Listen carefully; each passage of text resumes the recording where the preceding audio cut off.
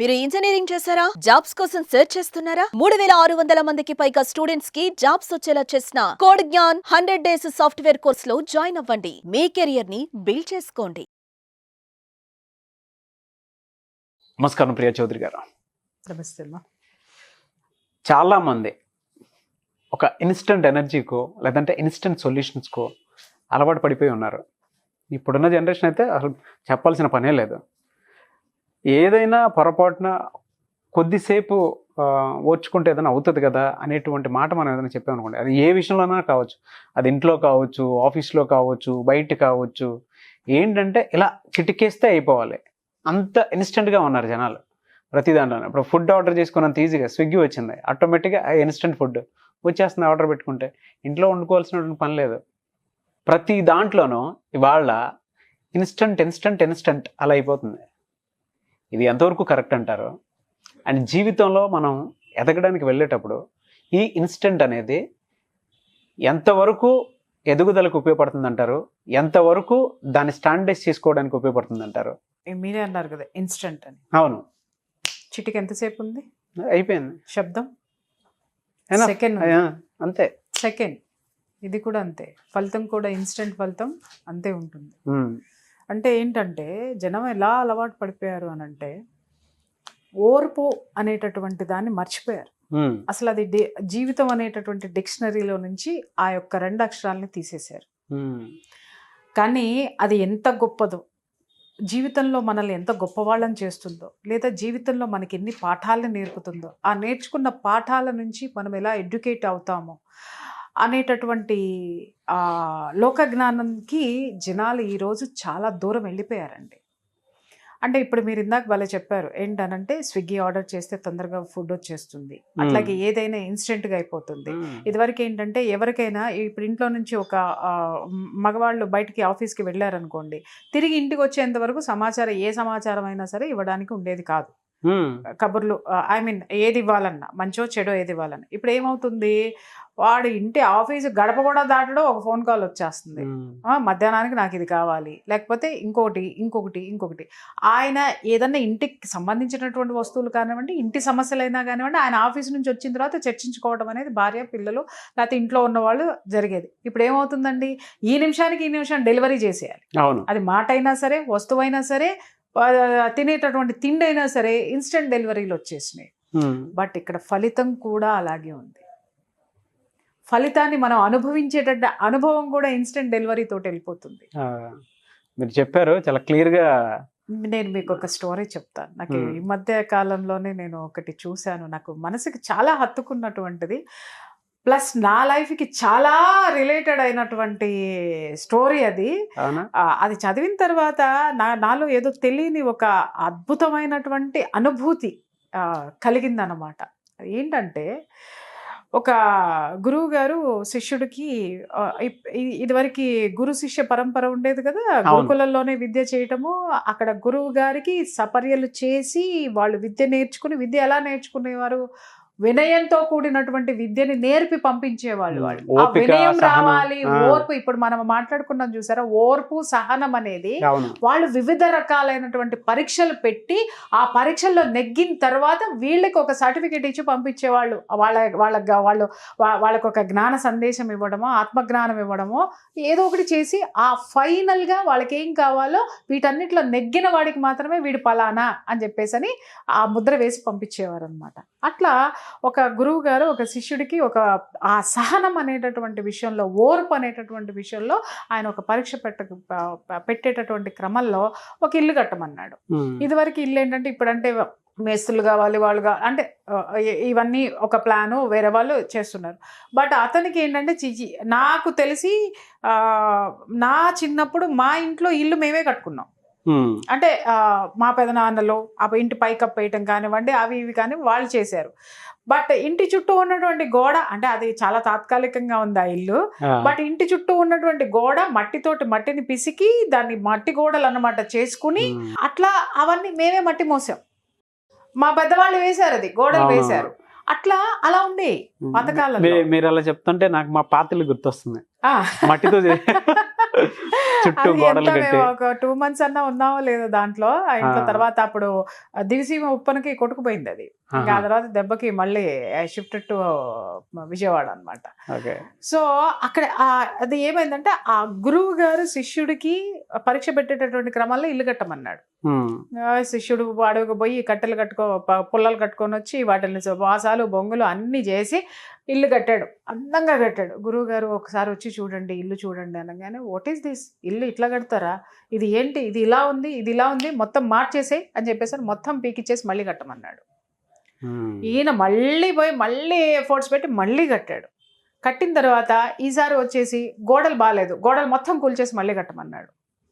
సరే అని చెప్పేసి గురువు గారు చెప్పారు కదా, ఎదురు మాట్లాడడానికి లేదు కదా, ఇంత కష్టపడ్డాను, రేయింబవళ్ళు కష్టపడుతున్నాను, ఫుడ్ కూడా చాలా తక్కువ ఉండేదన్నమాట, రేయింబవళ్ళు కష్టపడుతున్నాను, గురువుగారు ఏంటబ్బా ఎంత చేసినా ఈయనకి సాటిస్ఫాక్షన్ ఉండట్లేదు అని చెప్పేసి మళ్ళీ గోడలు కట్టాడు. గోడలు కట్టిన తర్వాత వచ్చి ఇక్కడ ఈ భాగంలో ఇది బాగాలేదు అనేసి మళ్ళీ ఒక 2 గోడలు పగలగొట్టి అట్లా మళ్ళీ కట్టమన్నాడు. ఇట్లా కనీసం ఒక 10-15 సార్లు ఆ ఇంటిని కోల్చడంలో, మళ్ళీ కట్టించడంలో, మళ్ళీ పునర్నిర్మించడంలో ఈ విధంగా చెప్తూ వస్తూ ఉండేసరికి విసిగిపోయాడు శిష్యుడు. విసిగిపోయి ఏంటి నేను ఎంత చేసినా కూడా గురువుగారిని సాటిస్ఫై చేయలేకపోతున్నాను కాదు, ఆయన సాటిస్ఫై అవ్వట్లేదు, ఈయన నాకు ఈ పరీక్ష ఎప్పుడు, ఆయన నాకు ఆత్మజ్ఞానం ఎప్పుడు ఇస్తాడు, నన్ను జ్ఞాని అనే ఒక ట్యాగ్ ఇచ్చి, నన్ను సర్టిఫికెట్ ఇచ్చి, నన్ను ఎప్పుడు, నేను ఈ గురుకులం నుంచి ఒక పట్టభద్రుడిగా నేను ఎలా బయటికి వెళ్ళాలి, ఎందుకంటే ఆయన ఆ మాట చెప్తే కానీ బయటికి వెళ్ళడానికి వీల్లేదు. అప్పుడు అంత కట్టుబాట్లు, అంత ఆ నియమ, ఆ క్రమశిక్షణ అక్కడ ఉండేదన్నమాట అని అనుకుంటా ఉండి తీవ్రంగా ఆలోచిస్తూ ఉండేవాడు అనమాట. ఏంటి ఇన్ని పరీక్షలు పెడుతున్నాడు ఆయన, నాకు పరీక్షలు కూడా కాదు, ఏంటి ఇన్నిసార్లు ఇది చేస్తున్నాడు, ఆయన నన్ను ఎందుకు స్వీకరించట్లేదు, నేను చేసిన పని ఎందుకు నచ్చట్లేదు ఆయనకి, బాగానే చేస్తున్నాను కదా అని తనకి తాను అనుకుంటున్నాడు. అన్నిసార్లు చేంజెస్ చెప్తా ఉంటే ఎవరికైనా సరే కొంత ఇబ్బందికరంగా ఉంటుంది. ద సేమ్ టైం ఎందుకు వచ్చిందిలే వెళ్ళిపోదాము అనేటువంటి ఆలోచన కూడా చేస్తాయి. పారిపోదాము, సర్టిఫికెట్ లేతే లేదు, బట్ నేను నేర్చుకున్నది చాలు, దాంతో ఎట్టగొట్ట బతికేస్తాను, ఈ పరీక్షలు ఎవరు నెగ్గుకుంటారు, ఇవన్నీ ఎవరు భరిస్తారు, ఆయన సర్టిఫికెట్ కోసం నేను ఎంతకాలం అని అనుకోలేదండి. బాధపడుతున్నాడు కానీ అది ఏదైతే ఆ గురువు గారు ఏదైతే తనకి మళ్ళీ మళ్ళీ మళ్ళీ చెప్తున్నారో ఆ పని చేస్తూనే ఉన్నాడు. ఒకరోజు ఏం జరిగింది అని అంటే, వేరే గురుకులం నుంచి కొంతమంది శిష్యులు వచ్చి గురువు గారిని దర్శించుకోవడం కోసం అని వచ్చి, వాళ్ళల్లో ఉన్న వాళ్ళు ఏం చేస్తారంటే ఒక అందమైనటువంటి కూజాని ఆయనకి గిఫ్ట్గా ఇస్తారనమాట. గిఫ్ట్గా ఇచ్చిన తర్వాత అది అతనికి చాలా బాగా నచ్చుతుంది అనమాట. నెక్స్ట్ డే ఏమవుతుంది అని అంటే, గురువు గారి భార్య ఏం చేస్తుంది అంటే ఆ కూజాలో అతనికి తినుబండారాలు పెట్టి, నాయనా ఇగో కడుతున్నావు కదా, మధ్యలో ఆకలేసినప్పుడు తిను అని చెప్పేసి అని దాంట్లో పెట్టి ఆ కూజాని ఇస్తుంది. ఆ కూజ చాలా అందంగా ఉంటుంది, చాలా అద్భుతంగా ఉంటుంది. దాన్ని అతను బాగా లైక్ చేస్తాడు. అంటే ఆ అందానికి అతని యొక్క ఇది అటాచ్ అవుతుంది అనమాట. సరే అబ్బా ఎంత అందంగా ఉందబ్బా అని చెప్పేసి దాన్ని పక్కనే పెట్టుకుంటూ ఉండేవాడు అనమాట. దాంతో ఒక అందమైనటువంటి అనుబంధం ఏర్పడిపోతుంది అతనికి. ఒకరోజు దాన్ని చూస్తూ చూస్తూ చూస్తూ పడుకొని నిద్రపోతాడు. నిద్రపోయేసరికి అతనికి ఆ కళ ఒకటి వస్తుంది అన్నమాట. కళ ఒకటి వచ్చి ఆ కూజ ఇతనితో మాట్లాడుతున్నట్టుగా ఇతనికి ఒక కళ వస్తుంది. మాట్లాడుతూ ఏం మాట్లాడింది కూజ అంటే, నేను ఇంత అందంగా తయారవ్వడానికి కారణం తెలుసా అని అడుగుతుంది. తెలియదు అని చెప్తాడు. అప్పుడు కూజ చెప్తుంది, నేను ఎక్కడి నుంచి వచ్చానో అసలు తెలుసా, చెప్తా విను, నా కథ చెప్తా విను అని చెప్పేసి అని చెప్పడం మొదలు పెడతాడు. శిష్యుడికి చెప్పడం మొదలు పెడుతుంది. అంటే ఆ ఆత్మ ఈ ఆత్మతో మాట్లాడుతుంది అన్నమాట. అయితే అది ఉంటుంది నాగరాజు గారు. ఆ సోల్ కమ్యూనికేషన్ అనేది ప్రతి వస్తువులో జీవం ఉంటుంది. జీవం ఉండదు అది వస్తువు అనకండి. ఎందుకంటే దాంట్లో జీవం లేకపోతే ఏ వస్తువైనా దానిలాగా ఎలా మౌల్డ్ అవుతుంది, ఆ పదార్థంలో జీవం లేకపోతే. అర్థమైందా? ప్రతి వస్తువుకి ప్రాణం ఉంది, జీవం ఉంది, ఆత్మ ఉంది. అయితే వాళ్ళిద్దరూ మాట్లాడుకుంటూ, నేను ఎలా వచ్చానో మీకు తెలుసా, అసలు నేను ఇంత అందంగా ఎలా తయారయ్యానో తెలుసా, నా గురించి చెప్పమంటావా అని అంటే, చెప్పు అని అడుగుతాడు ఉత్సాహంగా. అప్పుడు చెప్తుంది అనమాట కూజ. ఏమని చెప్తుందంటే, నేను మొదట నా తల్లి గర్భం నుంచి ఒక కుమ్మరి నన్ను తీశాడు. పెకిలించి తీసినప్పుడు నేను అడిగాను అతన్ని, అయ్యా ఏం చేస్తున్నావు నన్ను అని, నా తల్లి నుంచి తీసుకెళ్ళిపోతుంటే. అప్పుడు కొంచెం ఓర్చుకో అన్నాడు ఆ కుమ్మరి. తర్వాత బండి మీద తీసుకొని బండిలో వేసి నన్ను తీసుకుపోతున్నాడు. అప్పుడు అడిగాను, అయ్యా ఏం చేస్తున్నావు అని. కొద్దిగా ఓర్చుకో అంటాడు. తర్వాత అక్కడి నుంచి నన్ను తీసుకెళ్ళి ఆ కుమ్మరి దేంటి కాళ్ళతో తొక్కి నీళ్లు పోసి కాళ్ళతో తొక్కి నన్ను చాలా చిత్రహింసలు పెడుతుంటే, అయ్యా ఏం చేస్తున్నావు అని నేను అడిగాను. అప్పుడు కుమ్మరి అన్నాడు, కాస్త ఓర్చుకో అని. తరువాత ఆ తొక్కినటువంటి మట్టిని తీసుకొని ఇట్లా తన ఇష్టం వచ్చినట్టు చేతితో అదుముతూ తను ఆ చట్రం ఏదైతే ఉందో ఆ పాట్స్ తయారు చేసేటటువంటి ఇది ఏదైతే ఉందో దానికి పెట్టి నన్ను విపరీతంగా అదిమేస్తూ ఉన్నాడు. అప్పుడు అడిగాను నొప్పి తట్టుకోలేక, అయ్యా ఏం చేస్తున్నావు అని అంటే అదే మృదు స్వరంతో అన్నాడు, కాస్త ఓర్చుకో అని. ఆ తర్వాత అతను నన్ను తన చేతులతోటి ఇష్టం వచ్చినట్టు మలుస్తున్నాడు. అప్పుడు కూడా బాధ కలిగి నేను అడిగాను, అయ్యా నన్ను ఏం చేస్తున్నావు అని. కాస్త ఓర్చుకో అన్నాడు అదే శాంతంతో. ఆ తర్వాత అక్కడి నుంచి తీసి నన్ను ఏం చేశాడు, ఎండలో ఎండ పెట్టాడు. ఎండకి తాళలేక అడిగాను, అయ్యా నన్ను ఏం చేస్తున్నావు అని. అప్పుడు ఆ కుమ్మరి అదే శాంతంతో అంటాడు, కాస్త ఓర్చుకో అని. ఆ తర్వాత నన్ను తీసుకెళ్లి నిప్పుల్లో కుంపటిలో వేసి నన్ను కాల్చాడు. అప్పుడు బాధతో గిలగిలలాడిపోతూ అడిగాను నేను, అయ్యా నన్ను ఏం చేస్తున్నావు అని బిగ్గరగా అరిచాను నేను. అదే శాంతంతో అన్నాడు, కాస్త ఓర్చుకో అని.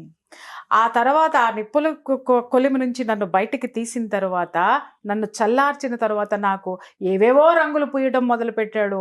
ఆ ఘాటుకి ఆ రంగుల దీనికి తట్టుకోలేక, నాయనా ఇంకా ఏం చేస్తున్నావు నన్ను అని అడిగాను. కాస్త ఓర్చుకో అన్నాడు. ఆ తర్వాత రంగులు వేసిన తర్వాత నన్ను ఆరబెట్టాడు. ఆరబెట్టిన తర్వాత ఒక అద్దం ముందు నన్ను నిలబెట్టాడు తీసుకెళ్ళి. అప్పుడు నన్ను నేను చూసుకుంటే మైమరిచిపోయాను, ఇంత సౌందర్యం నాలో దాగి ఉందా అని చెప్పేసని. ఓపికతో ఓర్చుకుంటే అప్పుడు చెప్తుందన్నమాట కుండ, అతడు గొప్పవాడు, కుమ్మరి చాలా గొప్పవాడు. అతడు పెట్టిన ప్రతి పరీక్షకి, అతడు నన్ను పెట్టిన ప్రతి గాయానికి, ఎందుకంటే డిజైన్ల కోసం పెడుతూ ఉంటారు కదా ఇట నీడిల్స్ తోటి ఆ డిజైన్ రావడం కోసం కానీ, తర్వాత పెట్టిన ప్రతి గాయానికి ఆ డిజైన్ వేసేటప్పుడు కానీ, ఆ చక్రం మీద వేసి దాన్ని ఇష్టం వచ్చినట్టు తిప్పడం విషయంలో కానివ్వండి, పెట్టేటటువంటి ప్రతి గాయానికి, పెట్టినటువంటి ప్రతి పరీక్షకి, పెట్టినటువంటి ప్రతి కష్టానికి నన్ను ఓర్చుకోమన్నాడు. ఆ ఓర్పుతో నేను ఉండబట్టే నేను ఇంత గొప్పగా, ఇంత అందంగా నేను తయారు కాబడ్డాను అనేసి ఒక గొప్ప సత్యం చెప్తుందన్నమాట. అంటే గురువు మహాజ్ఞాని, ఆయనకి తెలుసు నీలో ఏమున్నాయో, నీలో ఉన్నటువంటి ఆ గొప్పదనాన్ని, ఆ నాలెడ్జ్ని ఎలా బయటికి తీయాలో ఆయనకి తెలుసు. ఆయన తప్పకుండా ఆయన పెట్టేటటువంటి ఆ యొక్క పరీక్షలకి తట్టుకొని నువ్వు బయటికి వచ్చావంటే అద్భుతమైనటువంటి జ్ఞాని అవుతావు అని చెప్పి ఒక కూజ అతనికి జ్ఞానోపదేశం చేస్తుందన్నమాట. చూడండి నాగరాజు గారు, అది కనుక మనం లైఫ్లో అడాప్ట్ చేసుకుంటే, మీరు అన్నారు అన్ని ఇన్స్టెంట్గా కావాలి, ఇప్పుడిప్పుడే వచ్చేయాలి అని చెప్పేసి. కూజ నన్ను మట్టిలో ఉండంగానే కూజాని చేయమంటే అది కాదండి. అవునండి. కూజ మట్టి ఏం కోరుకుంటుంది, నేను అందమైన కూజా కావాలని కోరుకుంది. కూజా రూపంలో ఉండాలని కోరుకున్నంత మాత్రాన్ని ఇన్స్టెంట్ గా రాదు అది. దాన్ని తీయాలి, కుమ్మరిలాగా దాన్ని కాళ్ళతో వేసి తొక్కాలి, ఆ తొక్కిన తర్వాత దాన్ని మలచాలి, దానికి డిజైన్ కోసం గాయాలు పెట్టాలి, ఆ తర్వాత నిప్పుల్లో ఎండలో ఎండాలి, నిప్పులో కాలాలి, తర్వాత రంగులు పుయ్యాలి. అప్పుడు కదా అందమైన మట్టి అందమైనటువంటి కూజా రూపంలోకి వస్తుంది. ఇవన్నీ ఈ స్టేజెస్ అన్నీ కూడా భరించలేకపోతే అది అవ్వగలిగేదా, ఆ రూపం సంతరించుకునేదా? జీవితంలో కూడా మనం ఒక స్థాయికి రావాలి, లేదా మనకు ఒక ఐడెంటిటీ కావాలి, లేదు మనం ఏంటి అని తెలుసుకునేటటువంటి క్రమంలో ఇక్కడ కూజ ఒక మాట చెప్తుంది కదా, ఆ కుమ్మరి గొప్పవాడు అని. ఇక్కడ మనం తీసుకోవాలి అనంటే వాడు మహాజ్ఞాని కదండి.